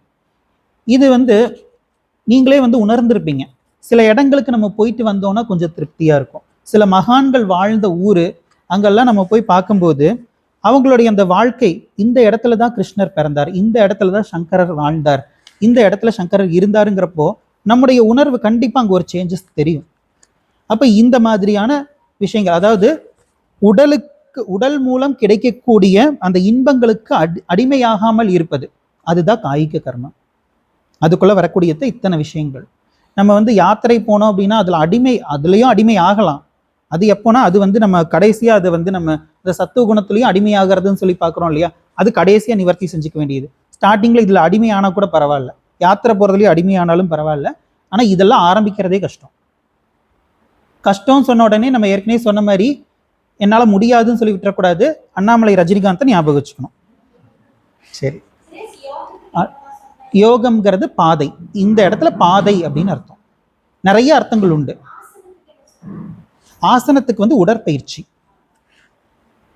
ஆசனம் பத்தி பதஞ்சலி முனிவரே சூத்திரத்துல சொல்லுவார். ஆனா என்னன்னா ஒரே ஒரு சூத்திரம் தான் சொல்லுவார். ஒரே ஒரு சூத்திரம். அது வரும்போது பார்க்கலாம், இப்ப வரல, அது வரும்போது பார்க்கலாம். இன்னும் நிறைய சூத்திரங்கள் தாண்டிட்டு அது சொல்லுவார். சரி, அப்போ தபக அப்படிங்கிறது நம்ம முடிச்சிட்டோம். இனி அடுத்தது ரெண்டாவது ஸ்வாத்தியாயக. ஸ்வாத்தியாயக அப்படிங்கிறது நம்ம என்னன்னு பார்த்தோம்? சாஸ்திரம் படித்தல் அப்படின்னு பார்த்தோம். இதுல நம்ம முதலாவதாக பார்க்க போறது என்னன்னா மந்திர ஆவர்த்திகி. மந்திர ஆவர்த்திகின்னா என்னது? வேதம் படிக்கிறது. மந்திரம் ஓதுவாங்க இல்லையா? சில கோவில்கள்ல பார்த்துருப்போம். நம்ம திருப்பரங்குன்றம் கோவில்ல நான் ஒரு தடவை பார்த்தேன். மந்திரம் எல்லாரும் வரிசையா உட்காந்துட்டு இருந்தாங்க. உட்காந்து மந்திரம் சொல்லி கொடுத்துட்டு இருக்காங்க. ஏதோ சினிமாவில் ராமாயணம் மகாபாரதம் எல்லாம் நம்ம சீரியல் எல்லாம் பார்ப்போம் இல்லையா? அதில் எப்படி உட்காந்து ஓதிட்டு இருப்பாங்க, அந்த மாதிரி ஃபர்ஸ்ட் டைம் ஒரே ஒரு தடவை அந்த மாதிரி நான் பார்த்துருக்கேன். இந்த மாதிரி ஓ சரி சரி ஓகே ஓகே, ஒரே ஒரு தடவை சின்ன வயசுல நான் பார்த்துருக்கேன். அது மாதிரி மந்திர ஆவர்த்திகி இது முதலாவது. இந்த மந்திர ஆவர்த்தி எல்லாம் பண்ணும்போது நமக்கு என்னன்னா, இந்த ஓம்கார உபாசனை பண்றது ரொம்ப ஈஸியா இருக்கும், சுலபமா இருக்கும். ஏன்னா இந்த ஓம்கார உபாசனை அது சப்தத்தை ஆலம்பனமா எடுத்துக்கிட்டு நம்ம பண்ணக்கூடிய உபாசனை. இப்போ ஓம்காரம் ஆ ஊ இம் அப்படின்னு சொல்லி மூணா பிரிக்கிறோம் இல்லையா? அகாரத்தை நம்ம ஆலம்பனமா எடுத்துக்கிட்டு யாரை உபாசனை செய்யறோம்? விராட்டை உபாசனை செய்யறோம். இப்போ சப்தத்தை தான், ஆ அப்படிங்கிற அந்த சப்தத்தை தான் ஆலம்பனமா எடுத்துக்கிறோம். இது நமக்கு செய்யறது கொஞ்சம் கஷ்டமா இருக்கும். ஆனா மந்திர ஆவர்த்தி யார் வேதம் படிச்சாங்களோ அவங்களுக்கு இது சுலபமா இருக்கும். எப்படின்னா அவங்க இப்போ நம்ம காலையில இருந்து நைட் வரைக்கும் என்னெல்லாம் பண்ணிட்டு இருந்தோமோ அதுதானே நம்ம கண்ணை மூடனா நமக்கு நினைவுல வரும். அதுதானே நமக்குள்ள சம்ஸ்காரமா போயிருக்கும். காலையில இருந்து நைட் வரைக்கும் சாஸ்திரம் வாசிச்சுக்கிட்டே இருக்காங்க அப்படின்னா சப்தம் தானே அவங்களுக்குள்ள சம்ஸ்காரமா இருக்கும். அப்போ சப்தத்தை ஆலம்பனமா வச்சு உபாசனை செய்யறது அவங்களுக்கு ஈஸியா இருக்கும் இல்லையா? ஸோ இந்த மந்திர ஆவர்த்தி நமக்கு இந்த விதத்துல உபாசனை செய்யறதுக்கெல்லாம் பயனுள்ளதாக இருக்கும். அடுத்தது குரு மூலம் சாஸ்திரம் படித்தல். இது வந்து நம்ம காதுக்கு தானே வந்துட்டு அவர் சொல்றாரு காதால கேட்கிறோம் தோணும். ஆனா அவர் சொன்னதுக்கு அப்புறம் அதை எடுத்து வச்சு நம்ம வந்து வார்த்தைகளா தானே வந்துட்டு அதை வந்து படிக்கிறோம், புக்கெல்லாம் படிக்கிறோம், மந்திரங்கள் வந்து அவர் சொல்றதை நம்ம சொல்றோம். ஸோ இதையும் நம்ம வந்து ஸ்வாத்தியாயகங்கிறதுக்குள்ள சேர்த்திக்கிறோம். அடுத்தது ரொம்ப ரொம்ப முக்கியமானது சத்தியம். சத்தியம் வத, இதெல்லாம் வந்து சாஸ்திரம் சொல்லுது இல்லையா, உண்மையை பேசு, வாய்மை அப்படின்னு சொல்றோம். இந்த கொடுத்த வாக்கை காப்பாத்துறது அப்படிங்கிறது வந்து இது வந்து ஃபர்ஸ்ட் நமக்கு நம்ம ஃபாலோ பண்ணிக்கணும். அடுத்தவங்களுக்கு ஃபாலோ பண்றோமோ இல்லையோ, காலையில 5 மணிக்கு எந்திரிக்கணும்னு நினைப்ப, எத்தனை தடவை அந்த வாக்கை நம்ம காப்பாத்திருக்கோம்? நமக்கு கொடுத்த வாக்கையை நம்ம காப்பாற்ற மாட்டேங்கிறோம். ஃபர்ஸ்ட் இந்த நற்குணங்கள் எல்லாம் நமக்கு நம்ம ஃபாலோ பண்ணிக்கணும். நம்ம வந்து எப்பயுமே நம்ம இந்த புராண இதிகாசங்கள் பத்தியெல்லாம் கொஞ்ச நேரத்துக்கு முன்னாடி பேசணும். இதெல்லாம் வந்து கொடுத்த வாக்கை காப்பாற்றணுங்கிறது வந்து எந்த அளவுக்கு வலியுறுத்தி சொல்லப்பட்டிருக்கு. ஹரிச்சந்திரா கதை, இப்படிப்பட்ட ஒரு கதை நம்ம எங்கேயாச்சும் உலகத்துல எந்த ஒரு எழுத்தாளராச்சும் இப்படி ஒரு கதை எழுதி நம்ம பார்த்திருக்கோமா? இந்த வாய்மையினுடைய மேன்மை என்ன அப்படிங்கிறத புரிய வச்சிருக்கார் ஹரிச்சந்திரன் கதை மூலமா. இப்படி ஒரு அறம் சார்ந்த கதை எங்கேயாச்சும் உண்டா? நம்ம புராணங்கள் இதிகாசங்கள் எல்லாம் வந்து நம்ம கொச்சைப்படுத்துறோம், நம்மளே கொச்சைப்படுத்துறோம். அதனுடைய அருமை பெருமை நமக்கு தெரியறது இல்லை. எங்கேயோ வெளிநாட்டுல இருந்து வந்து அதை கொச்சைப்படுத்துறதுக்குன்னு ஒரு குரூப் வந்து இருக்கு, வேலை செஞ்சுட்டு இருக்கு. அவங்க செய்யறாங்களோ இல்லையோ, அவங்க கூட சேர்ந்து அவங்க கூட சேராத மாதிரி கட்டிக்கிட்டு நம்மளும் பண்ணிட்டு இருக்கோம். இதனுடைய மேன்மை என்னங்கிறது, இந்த மகத்துவம் நமக்கு புரியறது இல்லை. நம்ம என்ன பண்ணிடுறோம்னா, கொடுத்த வாக்க நம்ம காப்பாற்ற மாட்டோம். இதனாலேயே என்னமோ நமக்கு வந்து இந்த அரசியல்வாதிகள் எல்லாம் ரொம்ப பிடிச்சி போயிருது. ஏன்னா அவங்களும் நம்மள மாதிரி இருக்காங்களா, பரவாயில்லையே இவன் பாரு கொடுத்த வாக்கு எதையுமே நிறைவேற்ற மாட்டேங்கிறான், என்ன மாதிரியே இருக்கிறான் அப்படின்னு சொல்லி ஓட்டு போட்டுடுறோம். என்ன, நம்ம ராமர் கதையெல்லாம் பார்க்குறோம். கொடுத்த வாக்கு, அதாவது நான் கொடுத்த வாக்குங்கிறது ரெண்டாவது. அவர் என்ன, என்னுடைய பரம்பரையிலிருந்து இஷ்வாகு பரம்பரையில் கொடுத்த வாக்கு தவறியதாக ஒரு ஒரு நிகழ்வு வந்துவிடக் கூடாது அப்படிங்கிறதுக்காக ராஜ்யத்தை திறந்துட்டு அவர் எங்க போனார்? காட்டுக்கு போனார். இன்னைக்கு பதவிக்காக தான் அடிச்சுக்கிறாங்க, எத்தனை பொய் பேசுறாங்க. அப்படியே ஆப்போசிட்டா இருக்கு இந்த தலைவர்கள். அதாவது நம்ம வந்து இந்த மேற்கத்திய கலாச்சாரம், இது வந்து ஒரு ஒழுக்கமற்ற கலாச்சாரம் அப்படின்னு சொல்லி நம்ம சொல்றோம். ஒரு காலத்துல அதுவும் வந்து குடும்ப வாழ்க்கை இதெல்லாம் வந்து ஒழுங்காத்தான் இருந்திருக்கு. அதுக்கப்புறம் மாறிடுச்சு, என்னென்னமோ புரட்சி அது இதுன்னு சொல்லி அதுல நிறைய மாற்றங்கள் வந்துருச்சு. இன்னைக்குதான் இப்படி இருக்கு. அங்க கூட இந்த மேற்கத்திய நாடுகள்ல கூட தனிப்பட்ட மனிதர் எப்படி வேணா இருந்துக்கலாம், ஆனா தலைவர் ஒழுக்கமா இருக்கணும்னு எதிர்பார்ப்பாங்க. அதனாலதான் ஒரு நாட்டினுடைய மிக உச்ச பதவியில இருந்த உலகின் மிகப்பெரிய சக்தி வாய்ந்த ஒரு தலைவர் ஒரு ஒழுக்கமற்ற ஒரு விஷயத்துல சிக்கினதுனால பகிரங்கமா மன்னிப்பு கேட்டார். ஆனா இங்க எப்படி இருக்கு, தனி மனித ஒழுக்கம்ங்கிறது வந்து கட்டாயம் இருந்தாகணும், தலைவர்கள் எப்படி வேணா இருந்துக்கலாம். அப்படியே ஆப்போசிட்டா இருக்கு. நம்ம இந்த புராண இதிகாசங்கள்ல வந்து இந்த அரசர்களுக்கு கொடுத்த முக்கியத்துவம் இதை வந்து நம்ம பார்க்கணும். இப்போ ஆட்சி செய்யறவங்க, ஆட்சியாளர்கள் இல்லை அப்படின்னா அந்த நாட்டோடைய நிலைமையை யோசிச்சு பாருங்க, எப்படி இருக்கும்னு சொல்லி. எப்படி இருக்கும்? நம்ம எப்படி வேணா வாழலாம், யார் வீட்டுல போய் எதை வேணா திருடலாம், என்ன வேணா பண்ணலாம், யாரு கேட்பா? யாரும் கேட்க முடியாது.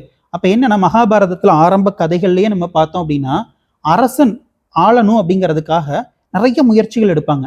இங்க வந்து உனக்கு அப்புறம் ஒரு வாரிசு இல்லாம போயிடக்கூடாது, இந்த நாட்டை ஆட்சி செய்யறதுக்கு ஒரு வாரிசு கட்டாயம் இருந்தே ஆகணும், இதுல வந்து ரொம்ப கான்சியஸா இருந்திருக்காங்க. அப்ப அந்த அரசர்கள் வந்து அப்ப எப்படி இருந்திருப்பாங்க? ஒவ்வொரு விஷயத்திலையும் வந்து அவங்க வந்து ரொம்ப கவனமா இருந்திருப்பாங்க. எந்த ஒரு விஷயமும் என்னுடைய மக்களுக்கு தவறான ஒரு முன்னுதாரணமாக இருந்து விடக்கூடாது அப்படிங்கிறதுல அவ்வளோ கான்சியஸா இருந்திருப்பாங்க. சகுந்தலாங்கிற ஒரு பெண், இதுல மகாபாரதத்துல எனக்கு கொஞ்சம் ஞாபகம் இருக்கு, அந்த கதை சொல்றேன். இந்த சகுந்தலாங்கிற பொண்ணு வந்து விஸ்வாமித்திரருக்கும் மேனகைக்கும் பிறந்த பொண்ணு. அவரை வந்து அந்த சகுந்தலாவை ஒரு முனிவர் வந்து எடுத்து வளர்ப்பார். அந்த இடத்துல வந்து முனிவர் இல்லாத தருணத்துல துஷ்யந்தன் அப்படிங்கிற ஒரு ராஜா வந்து அந்த இடத்துல வருவார். வரும்போது இந்த சகுந்தலா மேல காதல் உண்டாகி கல்யாணம் பண்ணிக்க சொல்லி கேட்பாரு. அப்புறம் என்னுடைய தந்தை இல்லாத இந்த சமயத்துல கல்யாணம் பண்ணிக்க கூடாது, அவர் வரட்டும் அப்படின்னு சொல்லி சொல்லும்போது அப்புறம் அவங்களுக்குள்ள சில பேச்சுவார்த்தையெல்லாம் நடக்கும். அப்ப வந்து இது வந்து அறமற்ற செயல் கிடையாது, இது வந்து சட்டப்படி சரிதான் அப்படிங்கறது வந்து அவர் சொல்லுவாரு. உங்களுக்கும் பிடிச்சிருக்கு எனக்கும் பிடிச்சிருக்குன்னா இது வந்து கல்யாணம் பண்ணிக்கலாம் அப்படிங்கறது வந்து சொல்லும்போது அவங்களுக்கும் பிடிச்சிரும், அவங்க கல்யாணம் பண்ணி குடும்பம் நடத்தி அவங்களுக்கு வந்து ஒரு குழந்தை கூட பிறக்கும். அப்புறம் இவர் வந்து நான் என்னுடைய ராஜ்யத்துக்கு போறேன், நீ திரும்ப கண்டிப்பா வா அப்படின்னு சொல்லிடுவார். அப்புறம் குழந்தை பிறந்து கொஞ்சம் காலம் ஆகும், அவங்க அப்பாவும் வந்துடுவாரு, நடந்ததெல்லாம் வந்து சொல்லுவாங்க. அப்புறம் இவ்வளோ நாள் ஆகியும் உன்னுடைய கணவரை காணோம், நீ போய் பாரு, தேடி பாரு அப்படின்னு சொன்னதுக்கு அப்புறம் அவங்க தேடி போய் எப்படியே கண்டுபிடிச்சிருவாங்க.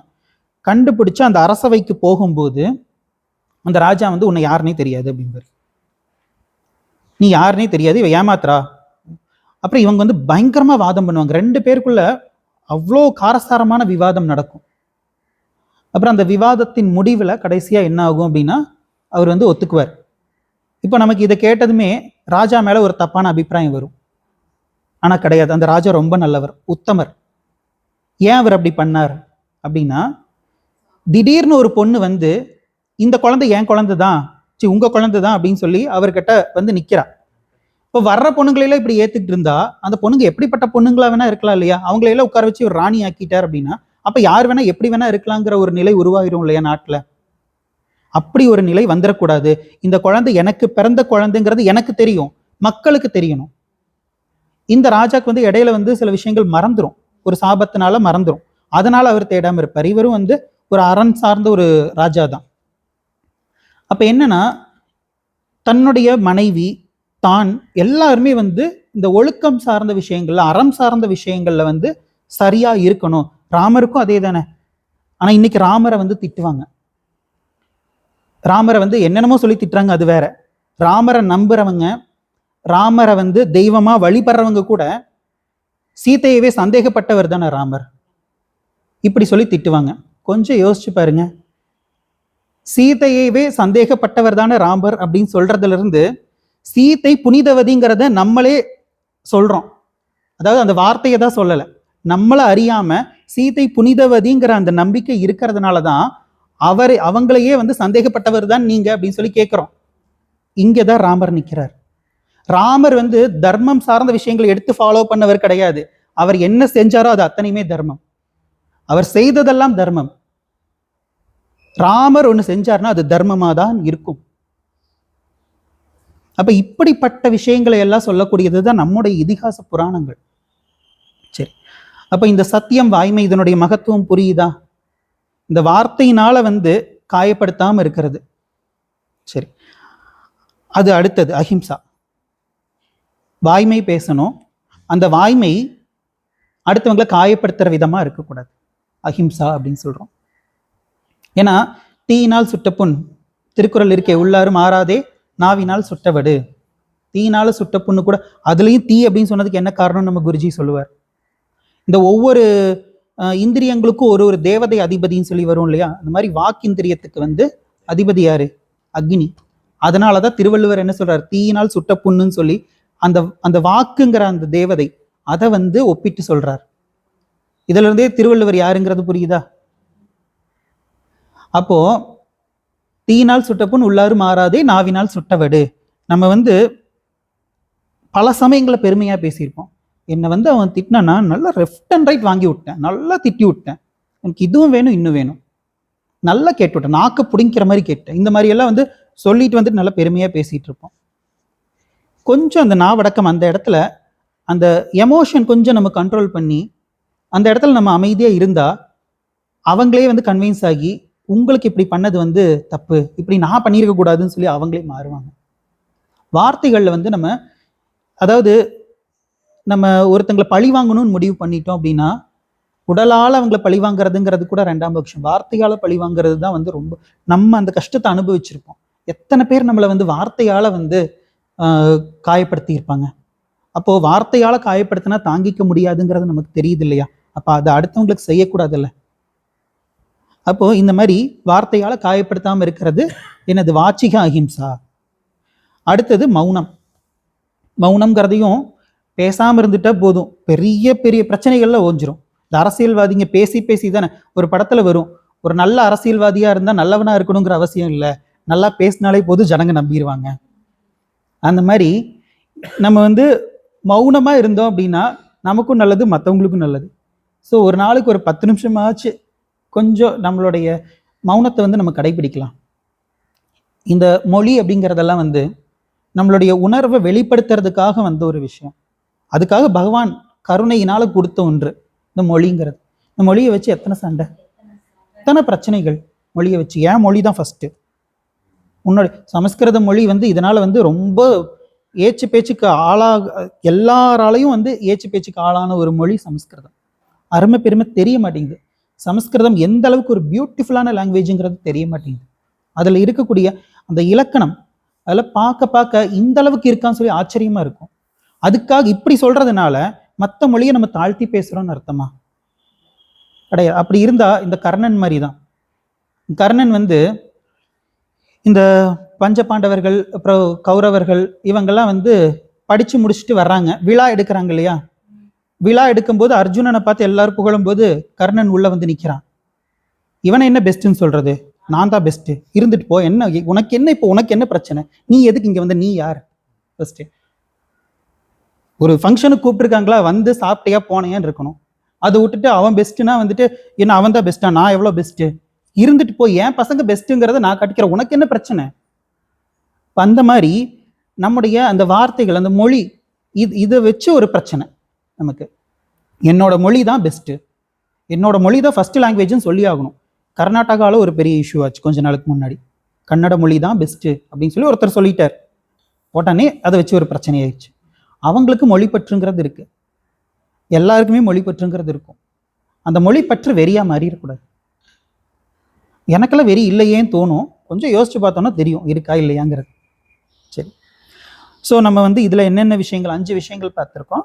ஸ்வாத்தியாயக அப்படிங்கிறதுல வந்து மந்திர ஆவர்த்திகி முதலாவது, 2வது வந்து குரு மூலம் சாஸ்திரம் படித்தல், 3வது சத்தியம், 4வது அஹிம்சா, 5வது மௌனம்.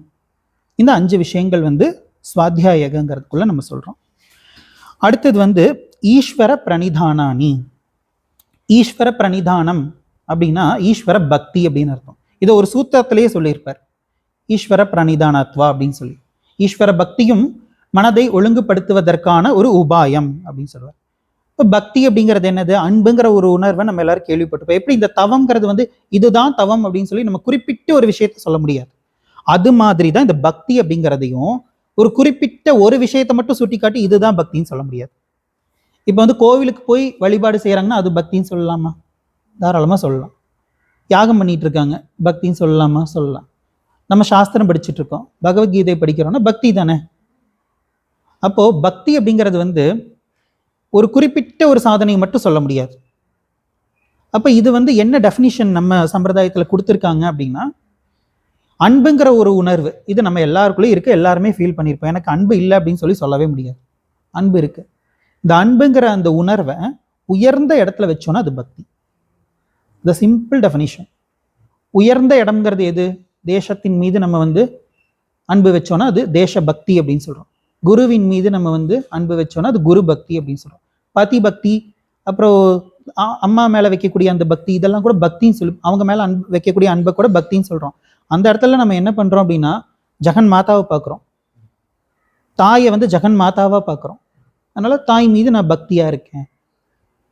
அப்போ இறைவன் மீது நம்ம வைக்கக்கூடிய அந்த அன்பு, அது வந்து நம்ம பக்தி அப்படின்னு சொல்றோம். இப்போ நம்ம ஆரம்ப நிலையில பக்தியினுடைய உச்சகட்டம்ங்கிறது வந்து ஞானம் தான். இந்த ஞானத்தினுடைய இந்த அத்வைத சித்தி, இதுதான் பக்தியினுடைய உச்சம். இப்போ ஆரம்ப நிலையில நம்ம வந்து பூஜை செய்யறது, கோயிலுக்கு போறது, இது மாதிரியான வழிபாடுகள், அப்புறம் நம்ம வீட்டிலேயே வந்து நம்மளால என்ன மாதிரியான வழிபாட்டு முறைகளை பின்பற்ற முடியுமோ இந்த அத்தனையுமே நம்ம வந்து பக்தி அப்படின்னு சொல்லி நம்ம எடுத்துக்கலாம். இதெல்லாம் செய்ய செய்ய நம்மளை அறியாமையே நமக்குள்ள வந்து இந்த வைராக்கியம்ங்கிறது வரும். ஆனா இது வந்து நம்ம உடனடியா எதிர்பார்க்க முடியாது. சாஸ்திரத்துல பிரசித்தி பெற்ற ஒரு கதை இருக்கு. என்னன்னா, ஒரு பறவை ஒன்று இருந்துச்சாமா. இந்த பறவை என்ன பண்ணிருச்சு, முட்டை போட்டுருச்சு. அந்த முட்டை கடல்ல விழுந்துருச்சு. கடல்ல விழுந்ததுக்கு அப்புறம் அது என்ன பண்ணிருக்கு, அந்த கடல்ல இருந்து அந்த முட்டை எப்படியாச்சும் எடுத்தாகணும்.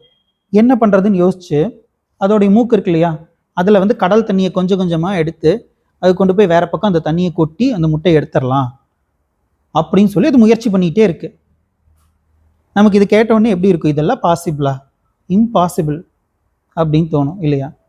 இதை பார்த்துட்டு இருந்த நாரதர் என்ன பண்ணாராம, தண்ணியை வத்த வச்சுட்டார். இந்த மாதிரி நம்ம வந்து ஏதாவது ஒரு சாதனை, நான் இவ்வளோ பக்தி பண்ணனே, உனக்குள்ள 1000 கண்ணுன்னு சொல்றாங்களே, ஒரு கண்ணு கூட நீ திறந்து பார்க்கலையே, இப்படியெல்லாம் நம்ம கேட்டிருப்போம். அப்போ நமக்கு தெரியவே தெரியாது. உண்மையாலுமே இதை வந்து நிறைய பேர் ஃபீல் பண்ணியிருப்பீங்க. திடீர்னு நமக்கு வந்து மன தூய்மை, நம்மளையே அறியாம, நம்ம இப்படியெல்லாம் இல்லையே, இருந்த மாதிரி இல்லையே, நல்லா மாறிட்டோமே நமக்கே தோணும். இதுதான் வந்து நாரதர் பண்ண வேலை மாதிரி இங்க குருவோ யாரோ ஒருத்தவங்க பண்ணுவாங்க, திடீர்னு பண்ணுவாங்க. நம்ம எதிர்பார்க்கிற நேரத்துல அது நடக்காது. ஆனா கண்டிப்பா இதுக்கு பலன் உண்டு. இதை நீங்க கூட உணர்ந்திருப்பீங்க. இது மாதிரியான பக்தி, நம்ம வழிபாடு, இது மாதிரி ஒவ்வொரு விஷயங்களும் நம்ம பண்ண பண்ண கட்டாயம் ஒரு நாள் அது நமக்கு பலனை கொடுத்தே தீரும். சரி, அப்போ ஈஸ்வர பிரணிதானானிங்கிறது வந்து பகவான் மீது நாம் வைக்கக்கூடிய அன்பு அப்படின்னு பார்க்குறோம். இந்த அன்பு வந்து நம்ம மேலதான் நமக்கு வந்து எப்பயுமே அன்பு இருக்கும். 100% அன்புங்கிறது நம்ம மேலதான் இருக்கும். நம்ம வந்து ஒரு பொருள் எனக்கு இது வேணும்னு சொல்லி அடையிறதுக்கு ஆசைப்படுறோம் அப்படின்னா அங்க அன்பு வந்து ஸ்பிளிட் ஆகுதா, அது மேல கொஞ்சம் போகுதா? அப்போ அது எதுக்காக? அது எனக்கு வேணும்னு நினைக்கிறது எதனால? அது எனக்கு இன்பத்தை கொடுக்கும் அப்படிங்கிறதுனால. இப்போ அந்த பொருள் வேணுங்கிறதுக்காக நான் பகவானை பயன்படுத்துறேன் அப்படின்னா அப்போ பகவான் மேலேயும் கொஞ்சம் அன்பு வச்சிருக்கேன். ஆனா அந்த அன்பு வந்து பிளவுபட்ட அன்பு இல்லையா? ஏன்னா எனக்கு என்ன ஃபர்ஸ்ட் சாத்தியம்? அந்த பொருள் வேணும், அது எனக்கு இன்பத்தை கொடுக்கும். அது வேணும்னா நீ வேணும். பொண்ணு வேணும்னா புரோக்கர் வேணும்னு சொல்லி சொன்னா எப்படி இருக்கும்? அந்த மாதிரி ஒரு ஸ்டாக் மார்க்கெட்ல ஷேர் வாங்குறோம் அப்படின்னா புரோக்கர் இருப்பாங்க, இன்டர்மீடியரிஸ் அப்படின்னு சொல்லி இருப்பாங்க. இப்போ அது வாங்கணும்னா இவங்க வேணும். ஒரு பிஸ்னஸ் ஆரம்பிக்கிறோம் அப்படின்னா வந்து கைட் பண்றதுக்கு ஒரு ஃபினான்ஷியல் அட்வைசர் வேணும். அந்த மாதிரி வந்து நம்ம பகவானை பயன்படுத்துறோம். இது ஆரம்ப நிலை. அதுக்கு அடுத்த நிலை வந்து எனக்கு நீ தான் வேணும் அப்படிங்கிறது அடுத்த நிலை. இந்த இடத்துல 50-50, நான் என் மேல நான் எவ்வளவு அன்பு வச்சிருக்கணும் அதே ஏன்னா சாத்தியமும் அவர் தான் சாதனம் அப்படிங்கிறப்போ அங்க வந்து கொஞ்சம் 50-50 கொஞ்சம் அதிகமாயிரும் அன்பு. அதுக்கப்புறம் நான் தான் அந்த பகவான் அப்படின்னு சொல்லி தெரிஞ்சுக்கும் போது அன்பு 100% இருக்குமா? அப்ப இந்த ஸ்டேஜுக்கு நம்ம வரணும். அது அத்வைதத்தினால மட்டும்தான் முடியும். அப்ப ஈஸ்வர பக்திங்கிறது முழுமையா எங்க வரும்? எந்த தத்துவத்தின் மூலமாக ஈஸ்வர பக்தியை சரியாக செலுத்த முடியும் அப்படின்னா அத்வைத தத்துவம். மற்றவங்களாம் பேசுறாங்க விசிஷ்டாத்வைதம், சைவம். நாங்க வைக்காத அன்பா ஈஸ்வரன் சிவனை வந்து ஒரு தேவதை அப்படின்னு சொன்னா உங்களுக்கு கோபம் வரும். அந்த மாதிரி ஆக்சுவலா வந்து சாஸ்திரத்திலேயே சில இடங்கள்ல சொல்லப்பட்டிருக்கு. என்ன தெரியுமா? சிவனையும் விஷ்ணுவையும் வேறு வேறு அப்படின்னு சொல்லி பேதப்படுத்தி பார்த்தா வயிறு வலி வந்து செத்து போவாங்களாம். சாஸ்திரத்திலேயே சொல்லப்பட்டிருக்கு. சில விஷயங்கள் எனக்கு அது மறந்து போச்சு. இன்னும் சில குற்றங்கள் எல்லாம் நானும் ஈஸ்வரனும் வேறு வேற, நானும் சிவனும் வேற வேறன்னு சொல்லி பார்த்தா அதுக்கு ஒரு தண்டனை இருக்கு. அது மறந்து போச்சு எனக்கு. இது நல்லா ஞாபகம் இருக்கு. வயிறு வலி வந்து சாவாங்கிறது. ஏன்னா நிறைய பேர் அந்த மாதிரி இருக்காங்களே, என் கடவுள் தான் உயர்ந்த கடவுள் அப்படி சொல்றவங்க இருக்காங்க இல்லையா? அதனால இது நல்லா பதிஞ்சிருச்சு. அது எனக்கு மறந்து போச்சு. சரி, இந்த பக்தியே வந்து பக்திங்கிற பேர்ல என்னென்னமோ பண்ணிட்டு இருக்காங்க. நமக்கு தான் இங்கதான் வந்து பக்தினா என்னங்கிற டெஃபினிஷன் கரெக்டா கொடுத்துருக்காங்க. இப்போ இந்த 3 விஷயங்கள் வந்து கிரியா யோக, கர்ம யோகம் அப்படின்னு சொல்லி சொல்றாரு. இதுதான் முதலாவது சூத்திரம். இந்த சூத்திரத்தினுடைய விளக்கம் தான் அடுத்து வரப்போற அத்தனை சூத்திரங்களும். இப்ப 2வது சூத்திரம் பார்க்கலாம். 2வது சூத்திரம்னா என்ன? 2வது பாதத்துல 2வது சூத்திரம். சரி, சமாதி பாவனார்த்தக கிளேஷ தனுகரணார்த்த தஸ்ச தனுகரணார்த்தஸ்ச கர்ணார்த்தஸ்ச. சரி, இதுக்கு என்ன பொருள் அப்படின்னா இது வந்து அதாவது நம்ம பார்த்த அந்த கிரியா யோகம் என்பது சமாதியை பயிற்சி செய்வதற்கும் கிளேஷங்கள் குறைவதற்கும், அதாவது துன்பம் தரக்கூடிய தடைகள், அது வந்து கிளேஷங்கள் அப்படின்னு சொல்லி சொல்றார். அந்த கிளேஷங்கள் குறைவதற்கும் காரணமாக இருக்கின்றது. இப்போ நம்ம ஏற்கனவே பார்த்த முதல் சூத்திரத்துல ஒண்ணு சொன்னார்னா அது எதுக்காகங்கிறத அடுத்த சூத்திரத்துல சொல்லுவார். அப்ப நான் இதெல்லாம் பண்ணி எனக்கு என்ன கிடைக்க போகுது, எதுக்காக நான் இதை பண்ணணும் அப்படின்னா உனக்கு கிளேஷங்கள் இருக்குப்பா, அந்த கிளேஷங்கள் எல்லாம் குறையணும், அதெல்லாம் சரியாகணும்னா நீ இதை பண்ணு, இந்த 3 விஷயங்கள்ல இருந்து ஆரம்பி அப்படின்னு சொல்லி சொல்றார். அப்ப அந்த கிளேஷங்கள் என்னங்கிறது சொல்லணும் இல்லையா? துன்பம் தரக்கூடிய அந்த தடைகள் என்னென்னு சொல்லணும் இல்லையா? அது 3வது சூத்திரத்துல சொல்றார். அவித்யா, அஸ்மிதா, ராக, துவேஷ, அபினிவேஷா, பஞ்சக்லேஷா. அவ்வளவுதான். பஞ்சக்லேஷம், பஞ்ச அப்படின்னா 5 கிளேஷங்கள். அவித்யா, அஸ்மிதா, ராக, துவேஷ, அபினிவேஷம். இந்த 5 விஷயங்கள் சுருக்கமா பார்த்துட்டு நம்ம நிறைவு செய்யலாம். ஃபர்ஸ்ட் வந்து அவித்யா. அவித்யாங்கிறது உங்களுக்கே தெரியும், அறியாமை. வித்யா அப்படின்னா அறிவு, அவித்யா அப்படின்னா அறியாமை. சரி, இந்த அறியாமைங்கிறது தான் வந்து எல்லா பிரச்சனைகளுக்கும் மூல காரணம் அப்படின்னு சொல்லி பதஞ்சலியே சொல்லுவார். நம்மளும் அதுதானே சொல்றோம். பதஞ்சலியும் வந்து இதுதான் பேஸு, மற்ற கிளேஷங்கள் எல்லாம் வர்றதுக்கு காரணம் இதுதான் அப்படின்னு சொல்லி சொல்றார். அடுத்தது வந்து அஸ்மிதா. அஸ்மி அப்படின்னா இருக்கிறேன் அப்படின்னு அர்த்தம். அகம் பிரம்மாஸ்மி அப்படின்னு சொல்றோம் இல்லையா? இப்போ இருக்கிறேன், இங்க நான் இருக்கிறேன் அப்படிங்கிற அந்த உணர்வு இருக்கு இல்லையா? அந்த அகங்காரத்தை வந்து இந்த இடத்துல சொல்ற. அந்த சுத்த சைத்தன்யத்தை சொல்லலை, இங்க அகங்காரம்ங்கிற உணர்வை வந்து சொல்ற. இதுதான் நான் அப்படின்னு சொல்லி நம்ம டிசைட் பண்றோம் இல்லையா? அது அடுத்தது ராகம். ராகம் வந்து நமக்கு தெரியும் என்னது, ஆசை, விருப்பு அப்படின்னு சொல்லி சொல்றோம், பற்று. அடுத்தது துவேஷம். துவேஷம்ங்கிறது என்னது, வெறுப்பு. அப்புறம் அபினிவேஷம். அபினிவேஷம்ங்கிறது என்னது, ஞாபகம் இருக்கா, செத்து போயிடக்கூடாதுங்கிற ஆசை. எல்லாருக்குமே அந்த பயம்ங்கிறது இருக்கும். வாழ்க்கையின் மீது நமக்கு இருக்கக்கூடிய மோகத்தினால் வரக்கூடியது அப்படின்னு சொல்லுவாங்க. அதாவது நம்ம வந்து சில பூச்சியெல்லாம் வந்து பார்த்தா அருவருப்பா இருக்கும். எப்படி இந்த உடம்பை வச்சுட்டு இது இருக்கு அப்படிங்கிற மாதிரி தோணும். அந்த உடம்புல நம்ம இருந்தோம்னா அந்த உடம்போட தான் இருக்கணும்னு நம்ம நினைப்போம். எப்பயுமே வந்து இந்த இந்த உலகத்துல நம்ம வாழ்றோம் இல்லையா, இந்த சரீரம் எடுத்து வாழ்றோம் இல்லையா, இந்த சரீரமாவே நம்மளை அபிமானம் பண்ணி வச்சிருக்கோம் இல்லையா, இதுல 100% வந்து நமக்கு வந்து இது ஒரு சந்தேகமே இல்லை. இதுதான் நான் அப்படிங்கிறதுல நம்ம உறுதியா இருக்கும். இதுதான் உறுதியான அறியாமை. வெறும் அறியாமை இல்லை, உறுதியான அறியாமை. இந்த சில இடங்கள்லாம் வந்து ஒரு மூவி ஒன்று சொன்னாங்க, நான் பார்க்கல, என்னுடைய ஃப்ரெண்டு சொன்னான். என்னன்னா, இந்த கொரியன் மூவிஸ்ன்னு நினைக்கிற வெப் சீரீஸா இல்லை சினிமாவான்னு தெரியல. அதில் வந்து என்னென்னா ஒரு கேம். ஆமாம், அந்த கேம்குள்ளே வந்து ரியல் பீப்புள்ஸ் நம்மளை மாதிரி இருக்கக்கூடிய ஜனங்களை வந்து அந்த கேம்குள்ளே கொண்டு வந்துட்டாங்க. ரொம்ப ஏழைகளாக இருக்கிறவங்க அதில் இருக்காங்களாமா. எத்தனையோ ஒரு பெரிய அமௌண்ட்டு, அந்த அத்தனை பேரில் ஒருத்தன் தான் ஜெயிக்க முடியும். அவன் ஜெயிக்கும் போது மற்றவங்களாம் செத்துருவாங்க. இப்போ அவன் ஒருத்தன் வந்து ஜெயிச்சிட்டான் அப்படின்னா அவனுக்கு அந்த அமௌண்ட் கிடச்சிரும், அவன் செட்டில் ஆயிடலாம். இந்த கேம்குள்ளே நீ இருக்கிறனா இருக்கலாம், இல்லைன்னா வந்து கிளம்பலாம் அப்படின்னு சொல்கிறாங்க.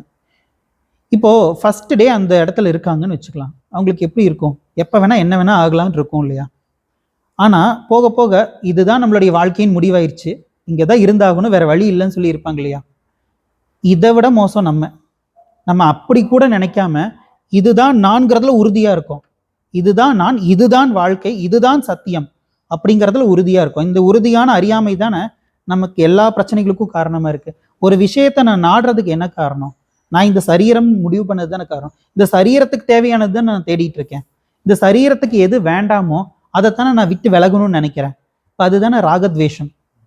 அப்போ என்னை நான் அறிபவனாகவும் அறியப்படும் பொருளாகவும் நினைக்கிறேன். நான் வந்து எத்தனையோ விஷயங்களை அறியறதுனால தான், ஐயோ இந்த விஷயம் சூப்பராக இருக்கே, இது கிடச்சா நல்லா இருக்குமே, இது வாங்கினா நல்லா இருக்குமே, இந்த ஐஸ்கிரீம் டேஸ்ட் பண்ணால் நல்லா இருக்குமே. ஏதாவது ஒன்று நம்மக்கிட்ட இருக்குது அப்படின்னா, அது நமக்கு பிடிக்காத ஒன்றுனா உடனே அதை எப்படியாச்சும் நீக்கணும். பிடிக்காத பொருள் எத்தனையோ இருக்கும். சில பேருக்கு மனைவி பிடிக்காம இருக்கும், டைவர்ஸ் பண்ணணும்னு நினைப்பாங்க, முடியாது, வாழ்ந்துதான் ஆகணும்னு இருக்கும். இப்படி ஒவ்வொருத்தங்களுக்கும் ஒவ்வொரு பிரச்சனை இருக்கும். இது என்னை விட்டு போக மாட்டேங்குதுங்கிற கவலை, இது என்னை தேடி வரமாட்டேங்குதுங்கிற கவலை, ஒவ்வொருத்தங்களுக்கும் ஒவ்வொன்று இருக்கும். இதெல்லாம் எதனால, இந்த சரீரம் நானுங்கிற அந்த அபிமானத்தை ஸ்ட்ராங்காக வச்சதுனால தானே. அப்போ நான் அறிபவன் அப்படிங்கிறது எனக்கு துயரப்படுத்துதா, நான் அறியப்படும் பொருள் அப்படிங்கிறது எனக்கு துயரப்படுத்துதா, நான் அறியப்படுபவனாக இருக்கிறேன், அடுத்தவங்களால நான் அறியப்படுபவனாக இருக்கிறேன் அப்படின்னு நான் நினைக்கிறேன். அதனால அறியப்படும் நான் இப்படிப்பட்டவனாக தான் இருக்கணும். என்ன இவங்க எல்லாருமே இப்படிப்பட்டவனாகத்தான் அறியணும், என்ன அறிவாளியாக தான் எல்லாரும் பார்க்கணும்.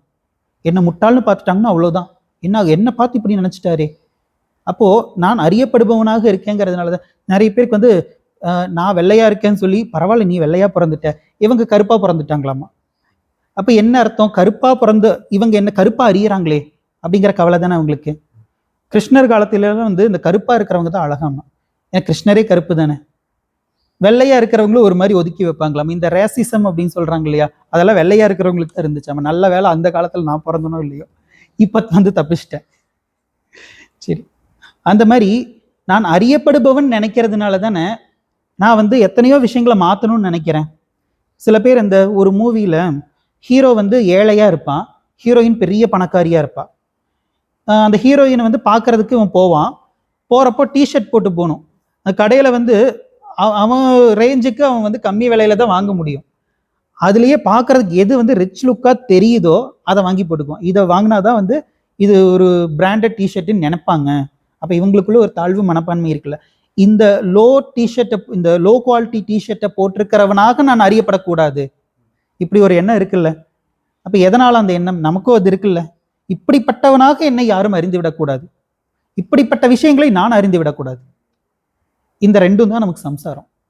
இதுக்கு மூல காரணம் அறியாமை. ஏன்னா உபாதி தர்மத்தை என்னுடைய தர்மம்னு நினைச்சிட்டு இருக்கேன். இப்படி நான் வந்து அறியப்படுபவன் என்னை யாராலையும் பார்க்கவே முடியாது. நம்ம பிரச்சனை இன்னொன்று என்னன்னா, இந்த ராகத்வேஷம் இது எல்லாத்தையும் தாண்டி ஒரே ஒரு சிம்பிள் விஷயம். ஆத்மாவை பத்தி பேசும்போது ஆத்மாவை 3rd பர்சன் மூணாவது மனுஷனா நினைக்கிறோம் பாத்தீங்களா? இதுதான் நம்முடைய மிகப்பெரிய பிரச்சனை. ஆத்மாவை பத்தி சொல்லும் போதெல்லாம் என்னை பத்தி அப்படிங்கிறது புரிஞ்சுக்கணும். என்னை பத்தி தான் அங்க சொல்லியிருக்கு. நான் தான் நிர்மலம், நான் தான் என்னது நிர்விகாரம். இந்த மாதிரி அந்த சுத்த சைத்தன்யம் சொல்றது என்னை பத்தி தான். ஆத்மாவை பத்தி சொல்லுது. ஓ ஓகே ஓகே, ஆத்மாவை பத்தி, சரி சரி.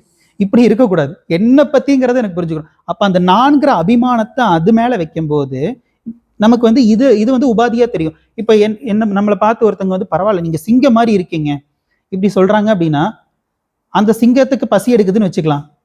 என்ன பண்றது? அந்த சிங்கத்துக்கு பசி எடுத்தா என்ன, எடுக்காட்டி எனக்கு என்ன? அந்த மாதிரி நான் சுத்த சைத்தன்யம்ங்கிறது தெரிஞ்சிருச்சுன்னா இந்த உடம்புக்கு என்ன ஆனா என்ன, இது அறியப்படும் பொருளா இருந்தா என்ன, அறிபவனா இருந்தா எனக்கு என்ன? நான் அறிபவனும் அல்ல, அறியப்படும் பொருளும் அல்ல. இதுக்கு மூல காரணமே இந்த அறியாமை தான். இந்த அறியாமை வந்து நமக்கு வந்து மிகப்பெரிய ஒரு இந்த தப்பு அபிப்பிராயம். இது வந்து நம்ம அனுபவிக்கக்கூடிய அத்தனை துயரங்களுக்கும் காரணமாக இருக்கு. பதஞ்சலி என்ன சொல்றார், மேற்கொண்டு என்ன சொல்றார் அப்படிங்கிறத நம்ம அடுத்த வகுப்புல பார்க்கலாம். இத்தோடு இந்த வகுப்பை நாம் நிறைவு செய்வோம். ஓம் பூர்ணமத பூர்ணமிதம் பூர்ணாத் பூர்ணமுதச்யதே பூர்ணஸ்ய பூர்ணமாதாய பூர்ணமேவாவசிஷ்யதே. ஓம் சாந்தி சாந்தி சாந்தி. ஹரிஹி ஓம் ஸ்ரீ குருப்யோ நமः. ஹரிஹி ஓம்.